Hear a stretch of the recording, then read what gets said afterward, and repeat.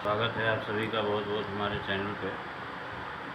देखिए, आज हम श्रावण के महीने के संबंध में चर्चा करेंगे। 11 जुलाई से श्रावण का महीना प्रारंभ हो रहा है और 11 जुलाई से प्रारंभ होकर के 9 अगस्त तक श्रावण का महीना चलेगा। तो श्रावण के महीने के विषय में वैसे तो बहुत सारी बातें हैं, बहुत सारे शास्त्रीय प्रमाण भी हैं कि सावन का महीना क्यों उत्तम कहा गया।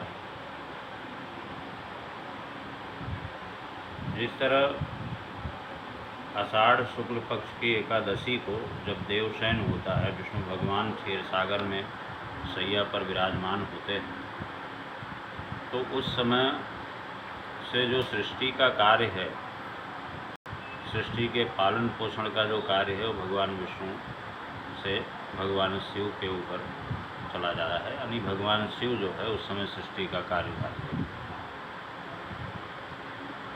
तो चूँकि श्रावण का महीना भगवान शिव के सृष्टि सत्ता संभालने के बाद में प्रथम मास होता है, इसलिए श्रावण का महीना भगवान शिव को अधिक प्रिय है। तो इस समय जैसा सब लोग जानते भी हैं कि श्रावण के महीने में अन्य महीनों की अपेक्षा ज़्यादा भक्तिभाव होना चाहिए, लोग करते भी हैं, कई चीज़ों का परित्याग करते हैं। कोई कुछ नियम करता है, कोई कुछ संयम करता है। इसी तरह श्रावण के सोमवार की भी बहुत अधिक महत्ता है, क्योंकि सोमवार का दिन जो है भगवान शिव का दिन है और चंद्रमा का दिन है, चंद्रमा का वार है। तो भगवान शिव और चंद्रमा का विशेष संबंध है, क्योंकि चंद्रमा को भगवान शंकर मस्तक पे धारण करते हैं। तो इसलिए श्रावण का सोमवार भगवान शंकर को अधिक प्रिय है। तो जैसे श्रावण सोमवार का व्रत करने से जो सौभाग्यवती महिलाएं हैं उनको अखंड सौभाग्य की प्राप्ति होती है, पति की दीर्घायु होती है।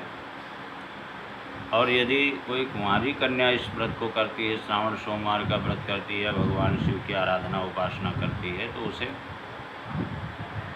सुयोग्य वर प्राप्त होता है, मनचाहा वर प्राप्त होता है। तो जिस तरह से श्रावण के सोमवार की महत्ता अधिक है, उसी तरह से श्रावण के प्रत्येक मंगलवार की भी बहुत बड़ी महत्ता है, क्योंकि श्रावण के प्रत्येक मंगलवार को देवी मंगला गौरी का व्रत किया जाता है। और मंगला गौरी का व्रत ऐसा व्रत है कि अगर कुंडली में किसी भी प्रकार का मंगलिक दोष हो या वैधव्यादि दोष हो, तो मंगला गौरी के व्रत करने से वो दोष समाप्त हो जाता है। वैसे तो इस व्रत को अगर सौभाग्यवती स्त्रियां करती हैं तो उनके पति की दीर्घायु प्राप्त होती है, क्योंकि माँ मंगला की कृपा से पति की दीर्घायु प्राप्त होती है। और अगर उनके दाम्पत्य जीवन में किसी प्रकार का कोई विवाद है या दाम्पत्य जीवन सुखमय नहीं है, तो भी इस व्रत को करने से दाम्पत्य जीवन सुखी होता है। और इसी व्रत को अगर कोई कुंवारी कन्या करती है, यहाँ तक कि अगर किसी कन्या के विवाह में बहुत व्यवधान हो रहा है, विवाह में विलंब हो रहा है, सुयोग्य वर नहीं मिल पा रहा है, या कुंडली में ग्रहों के कारण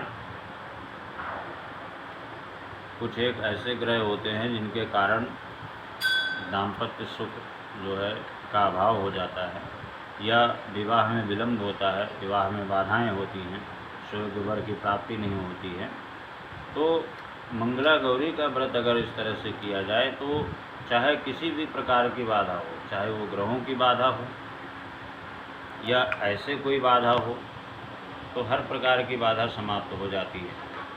और बाधा समाप्त होने के पश्चात जो कन्या व्रत करके जिस प्रकार से कल्पना करती है, उसी प्रकार से उसको वर प्राप्त हो जाता है।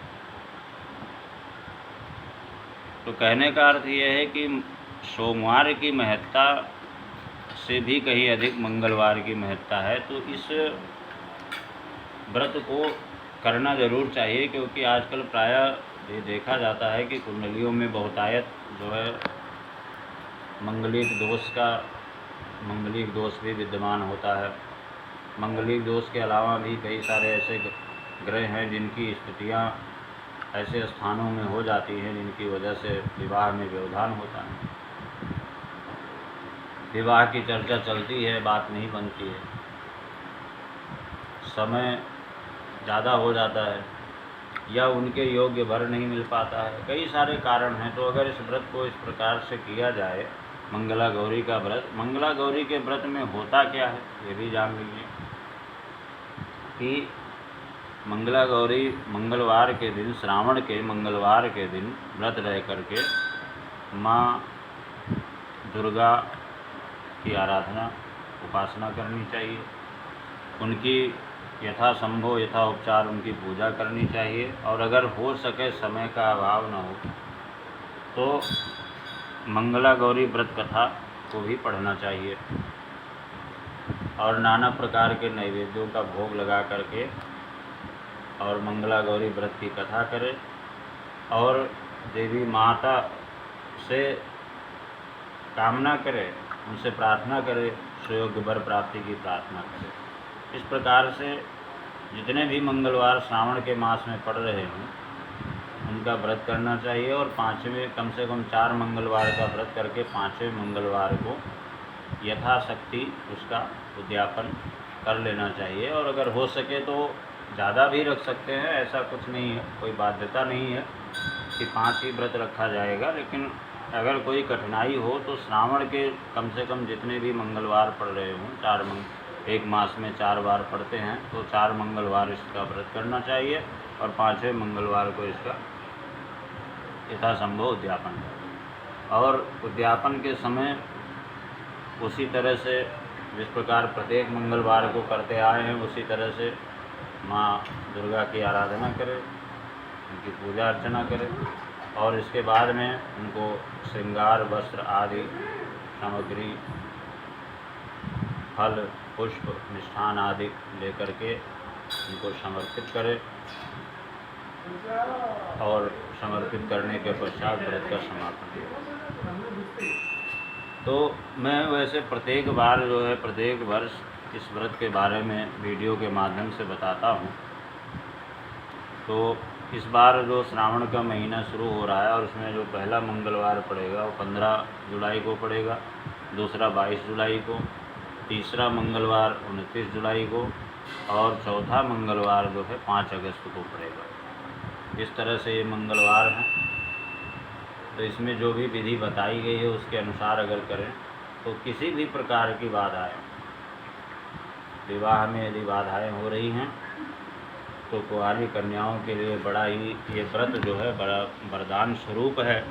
और सौभाग्यवती स्त्रियों के लिए भी अगर मान लिया किसी के दाम्पत्य जीवन में कोई कलह क्लेश रहता है तो उसके लिए भी ये वरदान स्वरूप है। तो इस प्रकार इस व्रत को अवश्य करें ताकि जो भी व्यवधान है वो समाप्त हो सके।